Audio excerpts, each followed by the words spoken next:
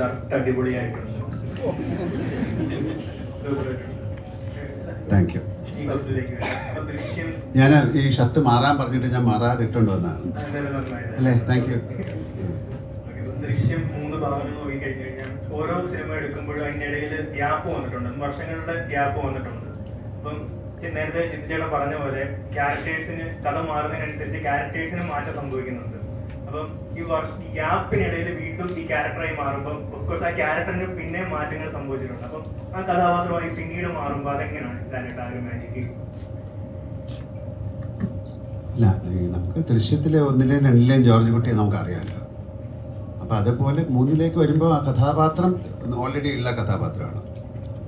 ഞാൻ പലപ്പോഴും പറഞ്ഞ പോലെ ഈ കഥാപാത്രത്തെ മാത്രം എനിക്ക് ഇതുവരെ മനസ്സിലായിട്ടില്ല. ജോർജ് കുട്ടി എങ്ങനെയാണ് പെരുമാറുന്നത്, അയാളുടെ മനസ്സിൽ എന്താണെന്നൊക്കെ ഉള്ളത് വളരെ സ്ട്രേഞ്ച് ആയിട്ടുള്ളൊരു ക്യാരക്ടറാണ്. പലപ്പോഴും നമ്മൾ പല സിനിമകൾ ചെയ്യുമ്പം അതിലെ കഥാപാത്രത്തെ നമുക്ക് ഉൾക്കൊള്ളാൻ സാധിക്കും.